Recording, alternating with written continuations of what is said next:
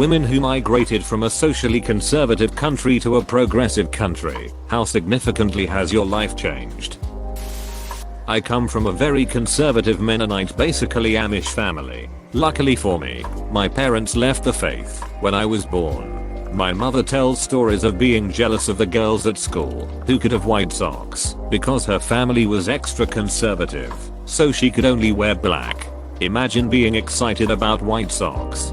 Mom wasn't a Mennonite, but she was raised by extremely conservative evangelical Christians. She had a pants stash near her school because her father would beat her for wearing anything but a dress down to her ankles. So she'd wear the long dress to school, change into bill bottoms, then change back at the end of the day. Her friend gave her an old pair of open-toed shoes once, and not only did my grandfather beat her senseless, he destroyed the shoes in this weird ritual, then called the other girl's parents and demanded she stop tempting good Christian children with her satanic prostitute shoes. I had a friend who was so excited to see sparkle sneakers.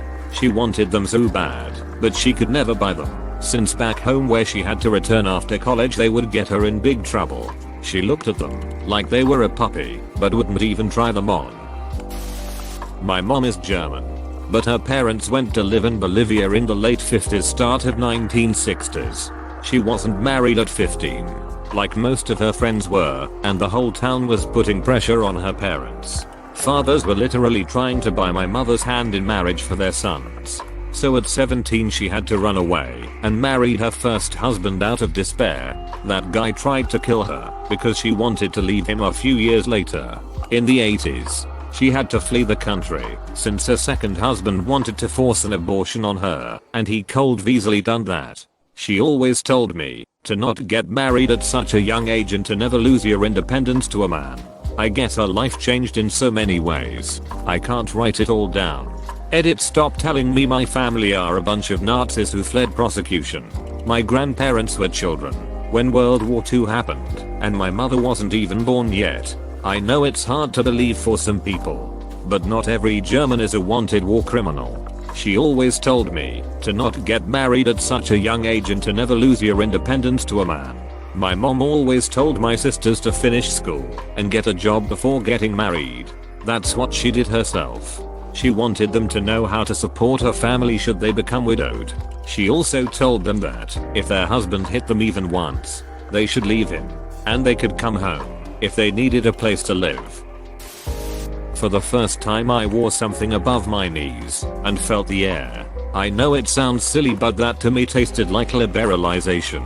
Other than that, I feel safe and can hope to make a better future for myself. My rights are protected and I have discovered my voice. I have a friend who moved to the UK from Iran.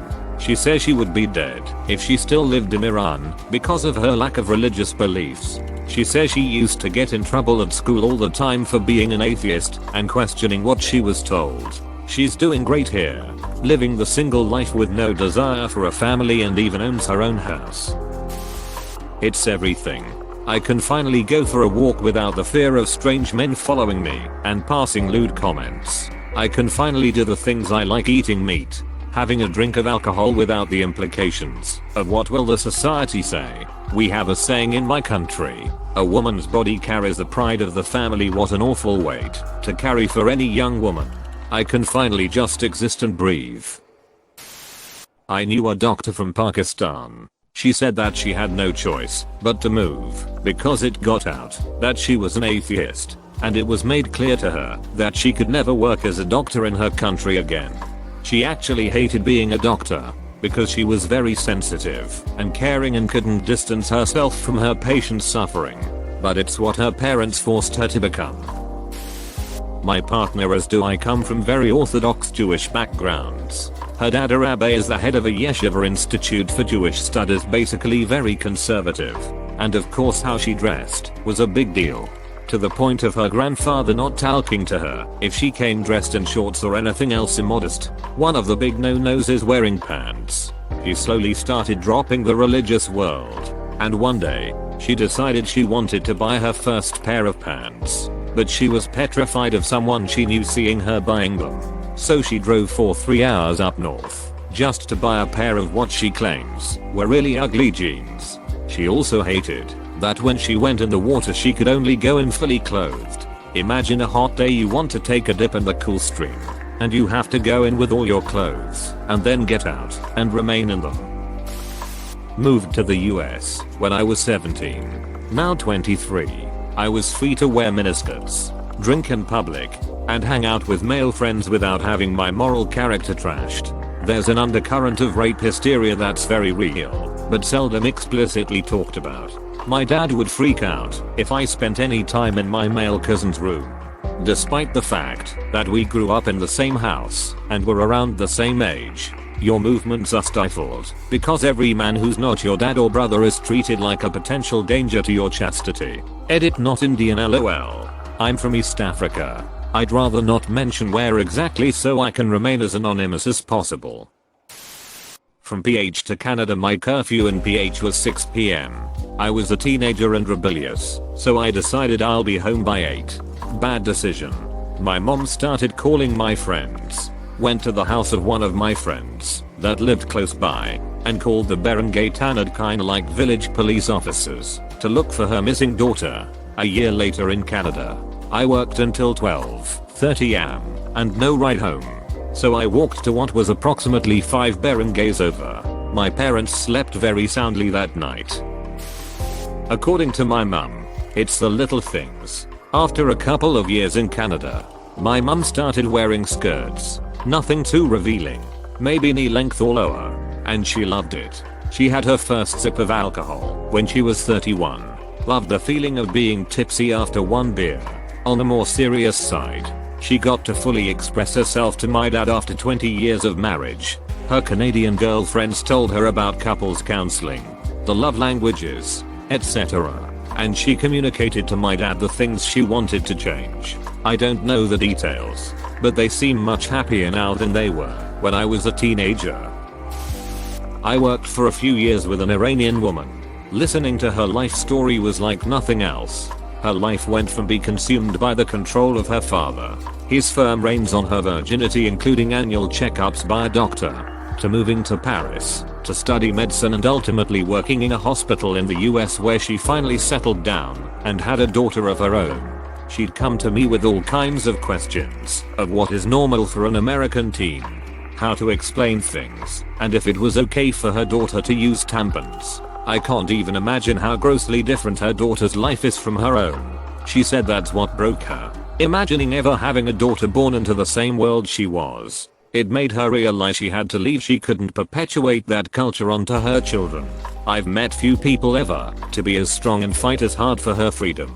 The states are messed up in a lot of ways, but I never realized how bad it really can be for women elsewhere. I moved from India to Canada in 2017 at 17 years old. Freedom felt freaking amazing. I could stay out after 7 PM. I could call anyone I like. When I was in India I was only allowed to have calls from family. My parents would get mad if anyone else called me. I never had sleepover. I had my first sleepover here. It's the little things.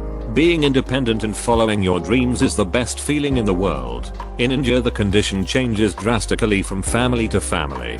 My ex introduced me to her parents 3 months into the relationship, and when I did the same I got a ton of abuse. We lived in a small city and weren't rich. Additionally we were 16, and from different religions and castes. Contrasts. I was 4 when I moved to the Netherlands in 1979.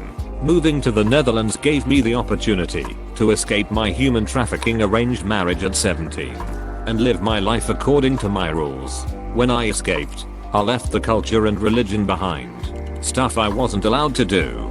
Cut my hair short, wear makeup, use tampons, go out with friends, drink alcohol, study what I wanted, have a boyfriend, tell people from the same culture off. You know which people give me grief for having the audacity to live on my own and be child-free as a woman. How dare she? People from the same and or similar backward honor cultures. Philippines. There seem to be plenty of things that people are only against because of societal pressures, not because they actually believe in the moral ethical arguments against it. Clothing, gender roles, etc. Cohabitation before marriage was a big one for me. It's still often viewed as a scandal except among elites, who can do whatever TF they want. My mom was among those fully against it, and we had a few heated arguments. But several years after I left, I eventually moved in with my then boyfriend, now husband. She didn't even flinch. She was actually happy about the financial advantages even she hadn't met him yet. I wondered if it was just because she didn't want to push me away. But 7 years later it's never come up as something that's bothered her. I guess she never really cared about it as much as she led me to believe. I grew up in a conservative family in South Asia and now live alone in Australia. The most significant way my life has changed is my sense of safety, both at home and in public places. At home, I live alone, and being away from my conservative family has done wonders for my mental health. I don't have to face constant criticism for my choices. In public places, I still get sacred at night, but that has more to do with my triggers. I have the confidence to walk alone without anybody questioning, harassing me. That's not to say it hasn't happened, but the frequency is much less. I have less fear and feel safe for the first time in my 22 years. I also wear clothes that I ordinarily never would in my home country. My clothes are still quite conservative: sleeves, no skirts, etc. But I feel better knowing that I chose what I wore and nobody controlled this choice. I asked my friend, he doesn't use the internet, this question, and he said that when he first got to America he was invited to a public pool. He said he nearly had a stroke when he saw women in bikinis for the first time. He was used to them only wearing burqas, so it made him feel like he was in a women's bathroom by accident the whole time they were there. Another was when I took him to a gay bar. Everyone there being happy and open about it made him start crying. His brother had been killed for being gay years before he made it to the States. Edit: he doesn't use the internet because he is paranoid. Not me, but my mom. She was born and raised in Turkey, not the most conservative in the Middle East, in fact probably one of the most liberal, but still very different from the US. Came to the US for her masters. Met my dad here and has been a citizen for over 2 decades now. I've heard stories of how my grandmother wasn't allowed to work in Turkey. Women at the time needed legal permission from their husband father to work because my grandfather thought women were incapable of thinking for 1 week a month. My mom was accused of holding hands with a guy friend by an uncle, which spurred lots of family drama, which wasn't even true. When my mom told her parents she wasn't Muslim, they didn't believe her, and the topic has never come up since. Just recently, I had an injury from a minor MVA, and my grandmother told my mom to circle salt on my head 3 times, and was disappointed when my mom said she did not memorize a specific prayer to help heal me from the woman. She always described how, when she came off of her flight, stepping foot in the US for the first time, she felt like she was finally home. She can do what she wants, say what she truly believes without public and family shame, and has gotten comfortable telling off people who deserve it. She recently told me that after my grandmother passes, she never wants to go back. It's also weird, because Turkey was a lot more liberal, relaxed, Western-like when she was growing up, compared to now. President Erdogan is undoing a lot of work Turkey's founder, Atatürk, kinda like the Turkish George Washington, fought so hard for. She feels like she doesn't even recognize it. Too long didn't read. My mom feels like she can be herself now. Edit: corrected that needing husband father permission to work is no longer needed. I'm Nigerian schooling in Ukraine. I have a friend. She's Bangladeshi but grew up in Oman. She still can't tell her parents that our dorms are mixed. Her room is next door. We share bathrooms. Her dad would have a seizure if he found out that I or any other guy has seen her in a towel. 2. She can wear her clothing freely, drink, hang out with friends at any time. 3. I don't feel like someone's property and responsibility. Her words. I don't know why this one stuck with me. 4. I was her first kiss makeout because she wanted to know how it felt. Still feels weird, but we may be headed to a relationship. 5. She eats meat now. There's a lot more. Thing is, other super conservative students from her geographical location, Indians, Pakistani, love to try to lord over her and other girls like her.